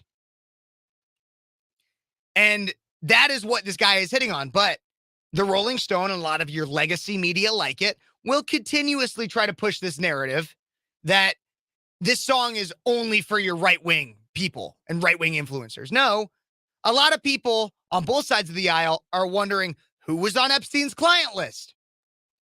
And I'll tell you, there's a reason why Bill Clinton and Hillary Clinton aren't asking that question. But where's the client list? Why is it that we have a federal government that will fund people to sit on their butt and do nothing? We have a state government here in Illinois that does that. You make more for some jobs, you will make more on welfare, on unemployment, than you will actually getting a job. And this guy's calling that out. And I don't feel like that's a big political issue. I mean, it has to do with politics, but it's not a partisan political issue. But the Rolling Stone would like to have you believe it is, because they want to keep you entrenched in the political theater. Everybody, I got to take a break here. Up next, I'm going to play an interview that I had with some friends that live in Ohio, conservative activists that really break down Ohio's issue 1 that took place this last week, how it relates to it has nothing, it in and of itself has nothing to do with abortion, but actually does kind of have to do with abortion. And we're going to talk a little bit about what happened or what's happening in the future for the Republican Party. So let's get into that. Everybody, we'll be back in the next segment with that interview on Speechless on Cities 92.9, the news and talk of Bloomington Normal and beyond.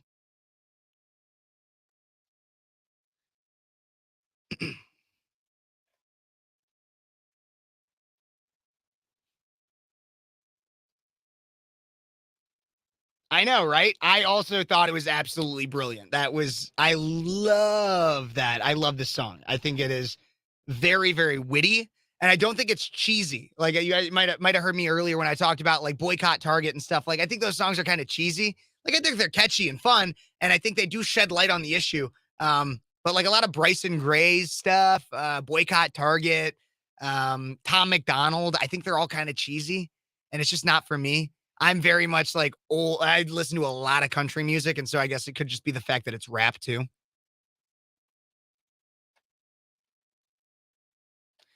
Yeah, I got a buddy right now, actually, and him and I kind of disagree on this. I mean, I'm like, if he's got the opportunity, I guess take it if that's how you're feeling about it. But I got a buddy right now who got laid off, and he averages it out. He makes on unemployment.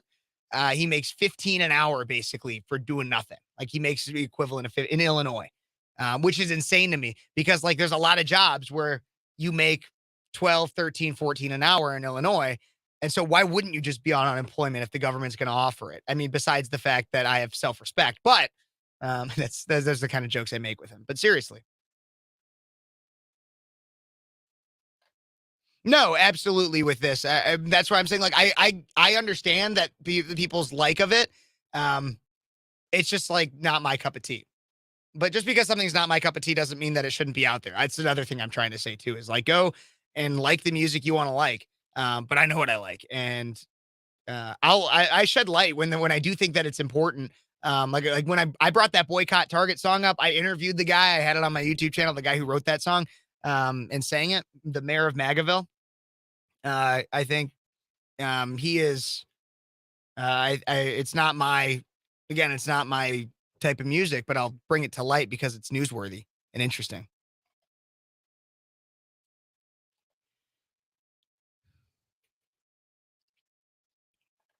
But yeah, so I'm going to play this this interview. I'm going to keep myself in the solo layout.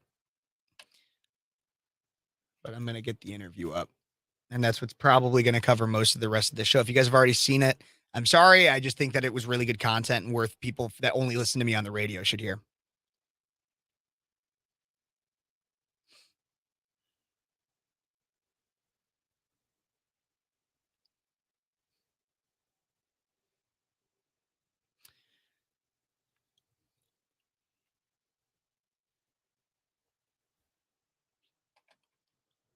We will be back soon, everybody. Thank you for tuning in.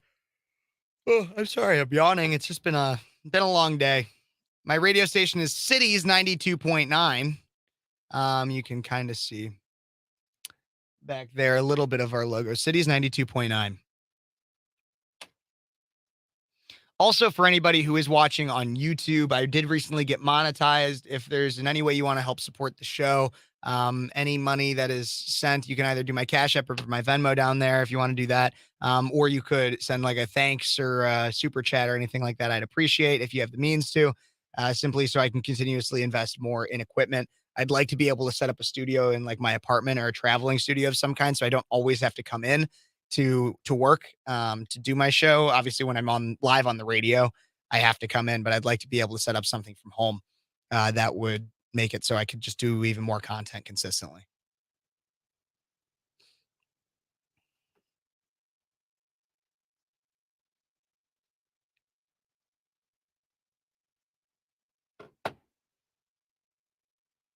Okay, 30 seconds until I'm back on the radio, and we'll play this interview that I got here.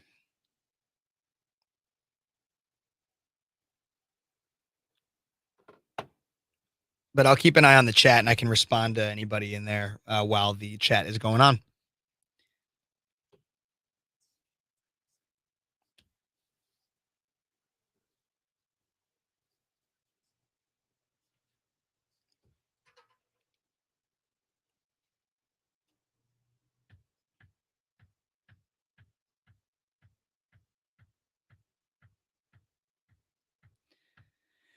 And we are back with Speechless on Cities 92.9, the news and talk of Bloomington Normal and beyond. When I say beyond, I mean that because you could go be watching me right now on Facebook, YouTube, Twitch, or Twitter.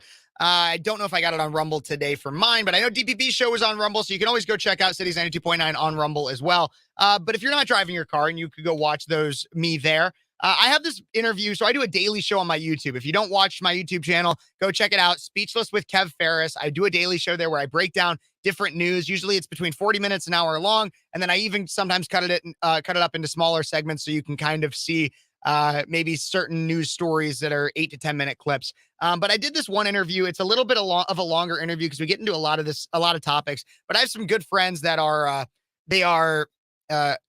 conservative activists, youth conservative activists around 20 years old.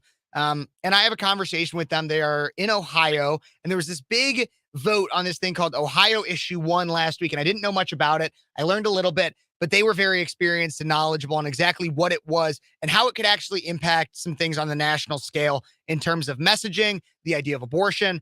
And it's very interesting. So everybody, I'm going to play that interview. Don't forget, you can always text or call in at 309-451-9299, and I will be involved in the chat through Facebook, YouTube, Twitch, and Twitter. So feel free to go check those out there. But I just want to play everybody this interview now. Take a listen. Everybody, we got other stories to cover here. And so I do want to make sure, as I remind everybody, if you're just tuning into the premiere, my name is Kev Phares. You're watching Speechless. I'm a 22-year-old conservative college student out of Central Illinois, host of Speechless on Cities 92.9. But this is my daily show. Don't forget to like the video, subscribe to the channel, comment what you're thinking about everything, and share it with your friends if you got any. Next story out of Fox News. We're going to talk about this issue 1 in the state of Ohio. And you might not be from Ohio, but this will have implications on the future of our election, of our national elections and issues that could be on the ballot. So a lot of people are tying this into abortion. However, abortion was not on the ballot as Ohioans took to the polls earlier this week for a high stakes referendum. But the contentious issue was clearly on the mind of voters in the Republican-dominated state's special election Tuesday. Ohio State Issue 1 became a proxy battle over abortion before it was convincingly rejected by voters on Tuesday, defeating an attempt by Republican lawmakers to make it more difficult for the public to propose and approve changes to the Buckeye State's constitution. Now, I am not from Ohio. I am from Illinois. I do have an uncle that actually lives in Ohio, though, in case anyone was wondering. But I have some friends from Ohio, youth conservative activists, and Ohio residents. My friends, Alex and John Dawood, they are here to talk with me a little bit more about what this means for Ohio. How you doing, everybody? Make sure your mics are unmuted as well. Yep. I think we're good here. Yeah, we're all good here. There are my friends. They are twins, in case anyone was wondering. So let's just start off because you guys are Ohio residents. You guys around what part? Don't obviously give like your address or anything, but around what part of Ohio are you guys from? No, Northeast Ohio, so kind of around Cuyahoga County, which is actually one of the pivotal counties in regards to issue 1. So we're very close to Lake Erie. You're about a 15-minute drive from there. And to clarify, just for anyone who's not familiar with what's in what county, we live a little ways outside of Cleveland. So if you know what Cleveland is, just imagine that. Yeah. And you guys go to college in Ohio as well, right? That's right. Yes, we go to the College of Worcester, which is in Warren County, which is about an hour south from here. Awesome. And so let's break this down. So you guys are from Ohio, you're college students. What was issue 1? A lot of people are bringing it about abortion. We'll talk about that a little bit. But for everybody watching, can you just break down what issue 1 was in Ohio? Sure. So fundamentally, you're exactly right. As you said earlier, it really does not have anything to do with abortion, like in terms of like what's actually written in issue 1. Mhm. So state issue 1 or issue 1 is an amendment that aims to elevate the standard of qualifying and passing a constitutional amendment in the state of Ohio. So I think the best way to explain like what's in it is just by saying what does it mean when you vote yes on it, and then what does it mean if you vote no.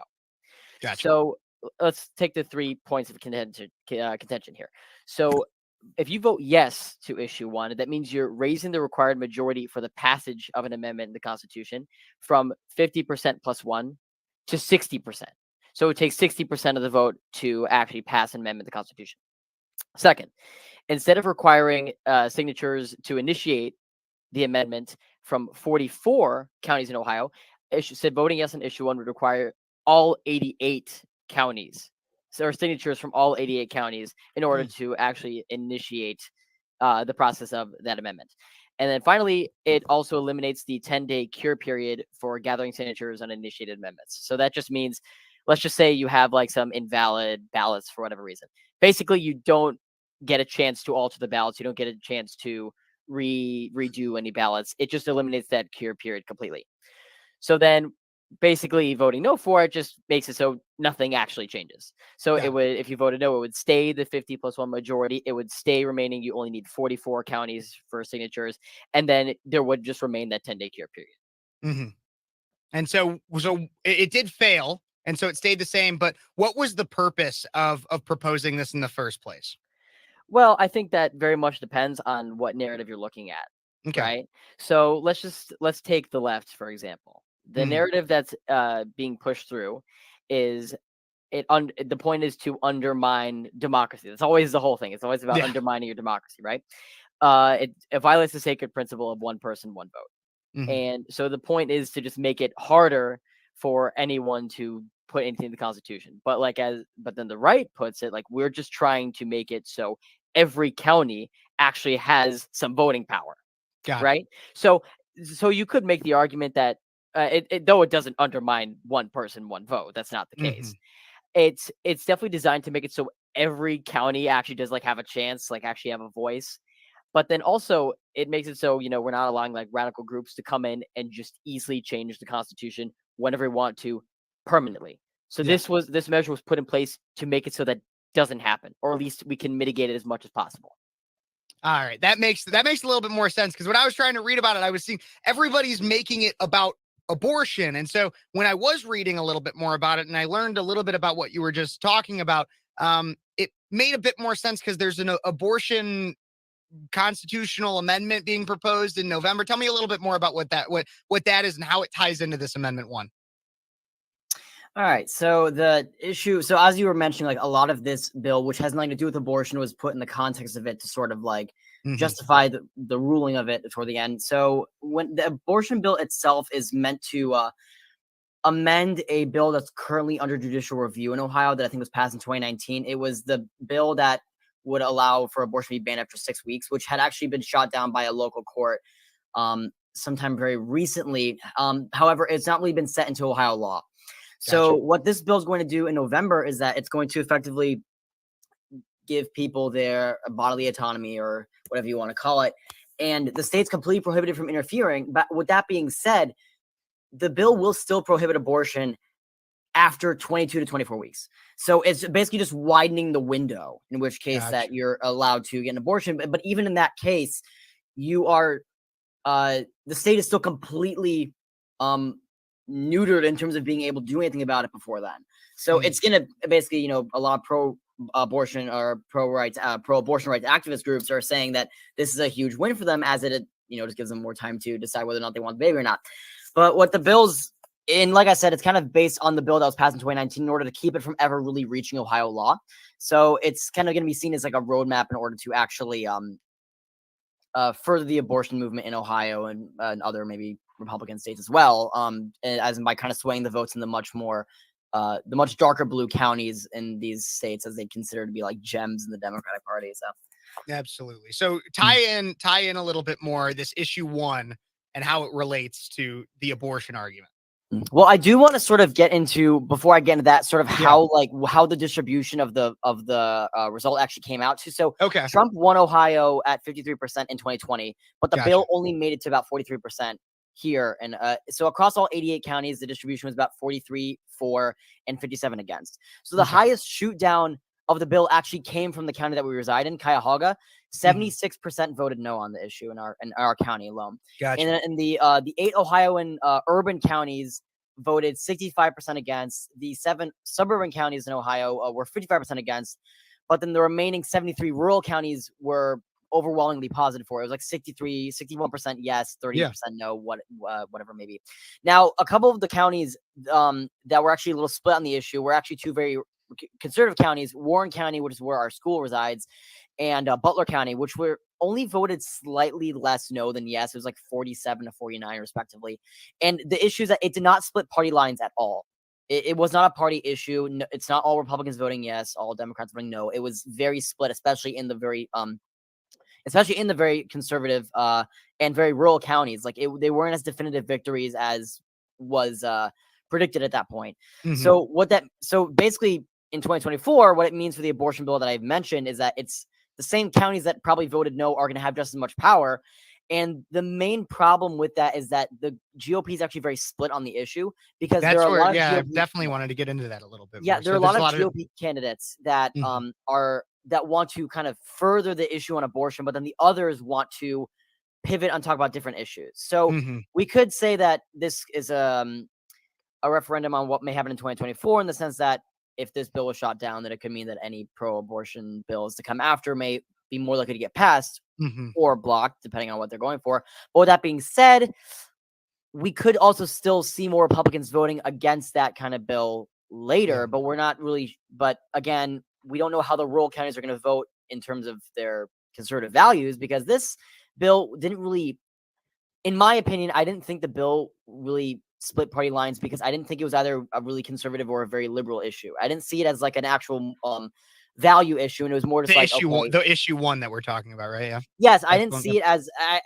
I didn't see it as an overwhelmingly Republican thing to say yes, or overwhelmingly Democrat to say no. I think the reason it was so split is because I think a lot of people wanted to see how it would affect bills later, but because abortion was put into it, that's why it became almost a party issue. It made it easier for people to say. It made more that dichotomy, because it's not a straightforward bill where it's like, oh, you either support abortion or you don't. It's more like, oh, well, how do you think that amendments should be added to the Constitution? Which your average person, I mean, like I'm in political science. You guys are obviously well steeped in conservative activism and politics, and so like we can understand it. But somebody who goes and works a 9 to 5 and then has to take care of kids in the evening, it's not as much of a simple thing to understand.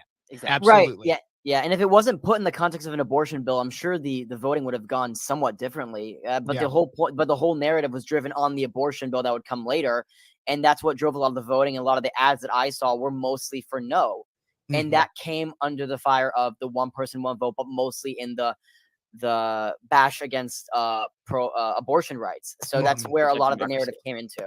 We're basically not sure what's going to come into. Yeah, I got you. In terms of Ohio, at least, do you think that this abortion rights, the extension of how long you can get an abortion, do you think that'll pass? And based on what you saw in this, do you think that you'll likely see that enshrined into your Constitution in November? I think so. I think in some respect, it's definitely, I think, more of a toss up, because I think like Ohio used to be much more of like Alex had mentioned before. Ohio used to be much more of a swing state, but then like after 2020, it became very deep red. So there's still a chance that like, I think it's now more of a toss up. I won't say for sure like Democrats have like now way more of a chance than they did before. It's very much like, okay, are we going to come out and actually vote on these issues more now that we know, hey, some of these counties, depending on how some people might read it, hey, now some of these other red counties don't have as much of a voice anymore, and that bothers me. So I'm probably going to go and vote against whatever new measure they might have, because that keeps me from having a voice and so forth. So I think keep in mind it's going to be more of a toss up, but I'm not going to say it looks bad just yet. Well, everybody, that's just the start. I still have a little bit more to cover when it comes to my interview with my good friends, the Ohio twins, Josh and Alex Dawood. And they're just great guys. They're great college conservative activists, just like myself, very, very intelligent, smart people. And so for the last segment in the next, next few minutes after this break, I will play as much of that interview as I can. If you want to see the full thing, don't worry. You can go onto YouTube and watch the rest of that interview. We will be right back with more Speechless on Cities 92.9, the news and talk of Bloomington Normal.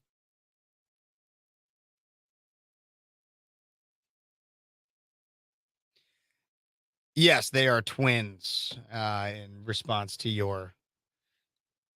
DG, yes, they are twins. And so we will cover the rest of them after. I think they're really smart guys. I met them down at a Turning Point conference actually, and they're some of the smartest people I've ever met. So, or the smartest guys around that age group.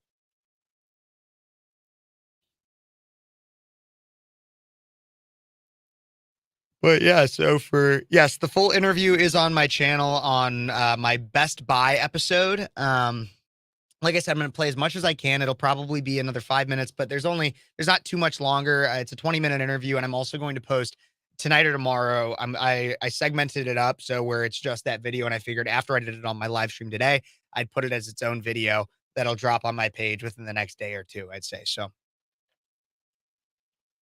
but I'll play the rest of it. And share it with hey, honestly, it'd be really awesome if you shared it with anybody else in Ohio once I post that video, because obviously it has a lot to do with Ohio legislation. But a lot of people were talking about it as what it could spell for, especially with Ohio. It's not as much anymore, but Ohio used to be more of a swing state. So yeah, I know Charlie pretty well. Yep, I've gotten to know him decently well. But we're going to get through this break. I hope everybody's having a good day. We're going to continue with that interview to end out the show. Thank you guys so much for tuning in. Hope you enjoy everything that you're seeing here. And I hope you're having a happy Sunday.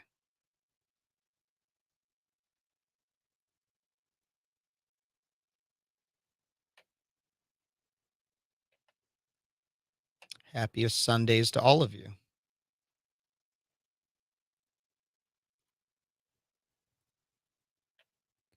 We'll be back on the radio soon, finishing up that interview and hoping that you guys stay tuned. And if I ever miss a story, if there's ever a story you think that I should have gotten to that I did not, always feel free to give me a story tip, or if you want to try to come on the show, if you have something that you think people should know about or hear about, shoot me an email, speechlesskp@gmail.com. I'd love to know what you guys have to say, and what's going on in your lives.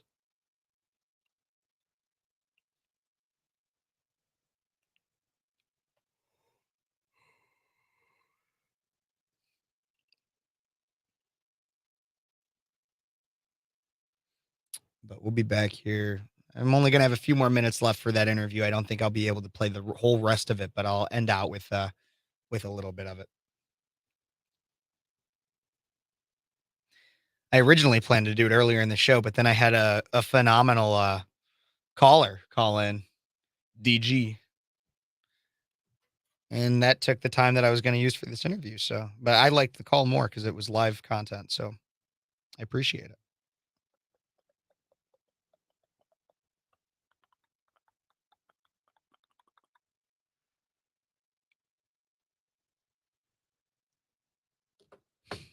I hope you guys are enjoying everything you're seeing as well.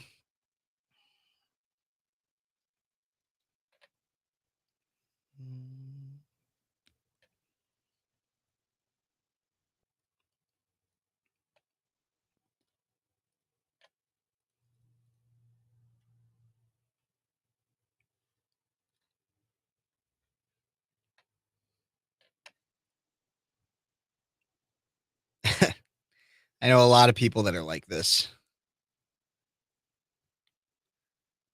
Shoot me the link to your podcast in an email. And like I said, speechlesskp@gmail.com. Shoot me that. And I'll try to take a listen if you would like.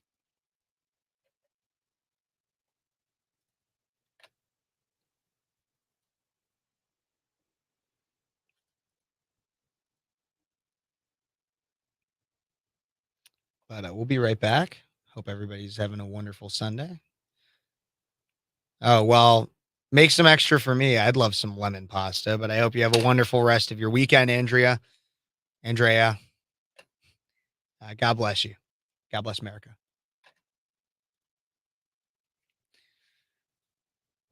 We're coming back here pretty quick.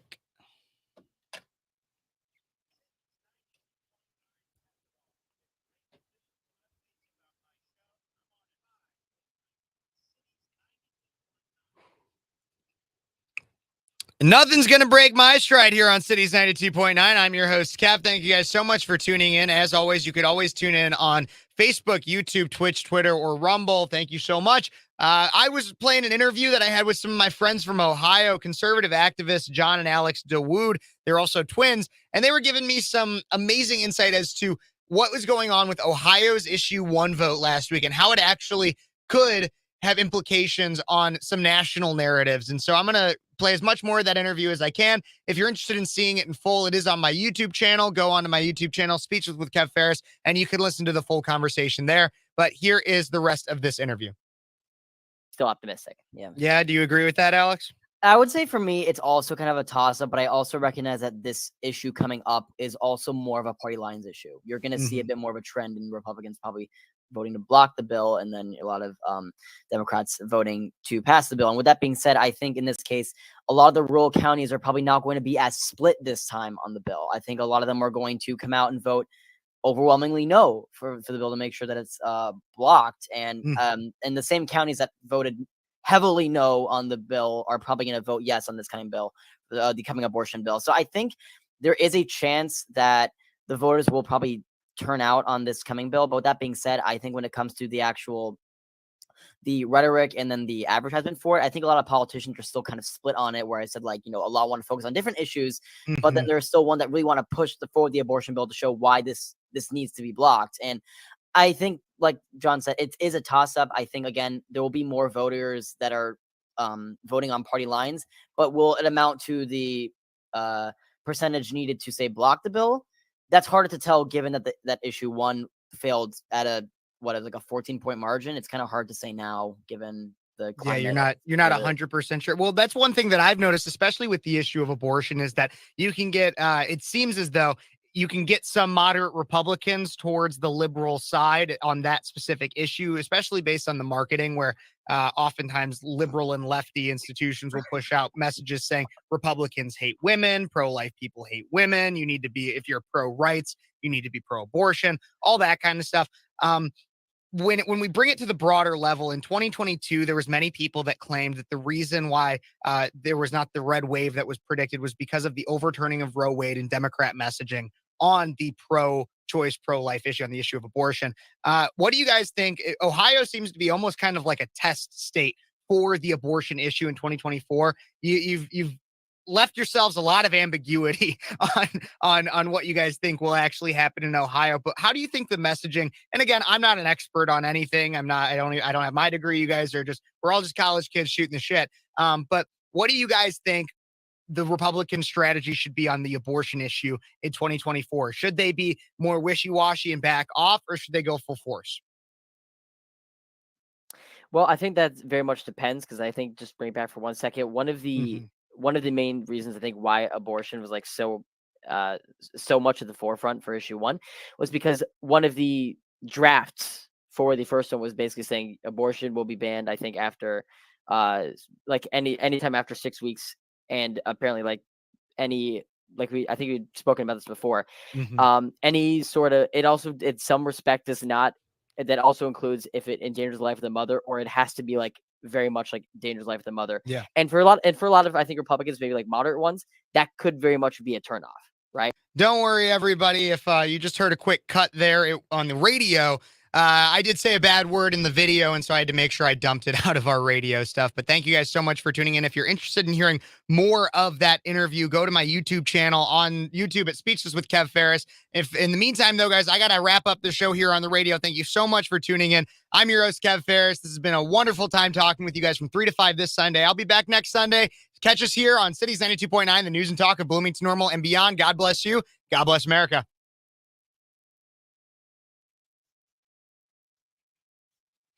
Okie dokie, everybody. Thank you guys so much for tuning in on YouTube and that live stream. Again, that full interview is currently up on the Best Buy video that I did last Thursday. If you're interested in watching it just when it's its own singular video, it will be up on my YouTube within the next day or two, I'd say. Once again, thank you guys so much for tuning in. God bless you. And I'll see you guys on my daily show. Don't forget to like, subscribe, and share. God bless you guys, and I'll see you later.